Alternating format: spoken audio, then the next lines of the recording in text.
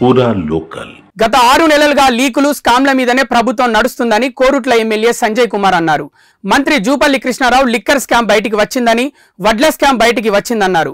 లీకేజ్లతో తెలంగాణ ప్రజల దృష్టిని మరల్చుతున్నారని ఫైర్ అయ్యారు. ఫోన్ ట్యాపింగ్ లో నిజానిజాలు మొత్తం బయట పెట్టాలని డిమాండ్ చేశారు. కాంగ్రెస్ ప్రభుత్వం స్కామ్ గ్రేస్ గా మారిందన్నారు. ముఖ్యమంత్రి తెలంగాణలో గుడుంబాన్ని మళ్లీ తీసుకురావాలని ప్రయత్నిస్తున్నారని ఆరోపించారు.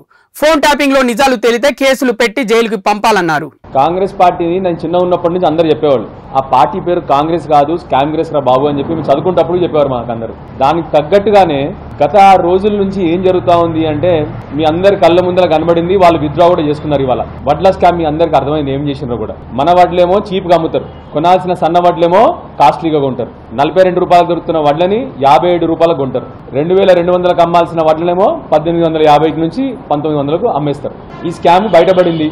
నిజానికి మీరు చూస్తే ఉత్తమ్ కుమార్ రెడ్డి గారు కూడా వారు ఒప్పుకున్నారు, మేమేమి ఇప్పుడు ఇంకా డబ్బులు తీసుకోలేదు, ఇంకేం చేయలేదు. అంటే ఏంటంటే మళ్ళీ మన స్కామ్ బయట పెట్టాం కాబట్టి వెంటనే వాళ్ళు విత్డ్రా చేసుకున్నారు. అది చేస్తూ ఏం చేయాలి మరి నెక్స్ట్? మళ్ళీ నిన్న ఇంకొక స్కామ్ బయటపడింది. ఒక వారం రోజుల క్రితమే ఎక్సైజ్ శాఖ మంత్రి గారు జూపల్లి కృష్ణారావు గారు ప్రెస్ మీట్ పెట్టి ఏ ఒక్కరికి మేము పర్మిషన్ ఇవ్వట్లేదు కొత్త లిక్కర్కి, ఇక్కడ మేము ఇది వీళ్ళు కాజ్ చేసిన షార్టేజ్ కృత్రిమ షార్టేజ్ని కాదు ఇది అని చెప్పినారు వాళ్ళు. కానీ మీకు అర్థమైంది కదా ఇప్పుడు ఏం జరిగిందో. ఒక కంపెనీ వాడు డైరెక్ట్ స్టాక్ ఎక్స్చేంజ్లోనే డైరెక్ట్గా పెట్టిండు. ఏమని పెట్టిండు?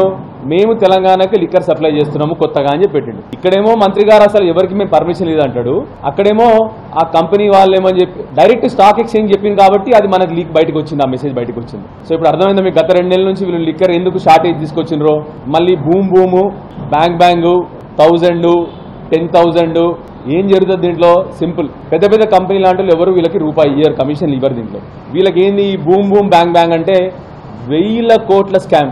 మామూలు స్కామ్ కాదు, 1000 కోట్ల స్కామ్. మొన్న రైస్ స్కామ్ చూసినారు, అదొక 1000 కోట్ల స్కామ్. మరి అన్నిటికీ ఏం చేయాలి?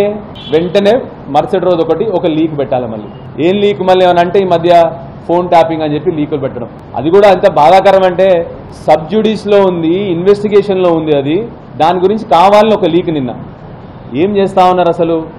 తెలంగాణ ప్రజల దృష్టి మరచుడు.